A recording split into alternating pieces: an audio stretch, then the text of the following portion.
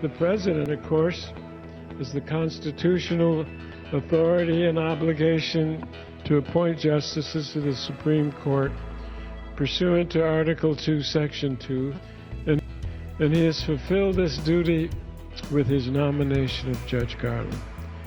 And the Senate has both the authority and the duty to provide advice and consent on the president's nominee. Yet, the Senate has thus far refused to do its job. Not only should all members of the Senate, given the courtesy of a meeting, they ought to do their jobs as well and not stand in the way of hearings and consideration.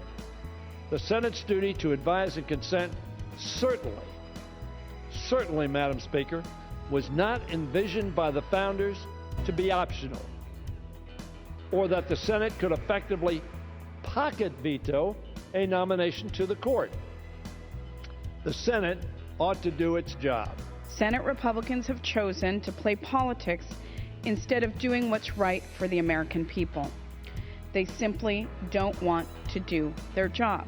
The president has done his job.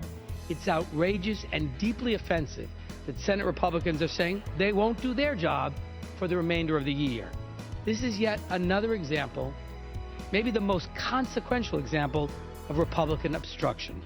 The American people deserve more from their elected officials. Is it so much to ask that the Senate take a vote on the nomination? They can vote no if they disagree with it, but to at least take a vote? A Supreme Court sitting with only 8 justices, including the Chief Justice, is not good for democracy.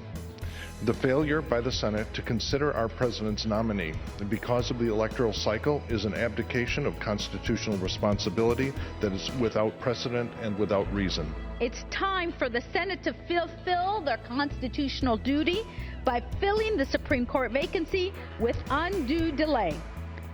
Where else in this country, where in any other job in this country, can you say no when asked to do your job? That's what's happening here. Judge Garland deserves a full and fair hearing before the Senate to discuss his qualifications and judicial philosophy, and he deserves an up or down vote on his nomination as soon as possible. Instead of doing their jobs, Republicans are playing political games and leaving our nation's highest court in limbo. If only the Senate majority would also do their job and allow the Senate to function, then we can ensure that the court is able to reach decisions that will produce the necessary precedent we need to resolve many matters. Mitch McConnell suggested that the president should not even have put forward a nominee for this vacancy. Well, the president decided he was going to do his job.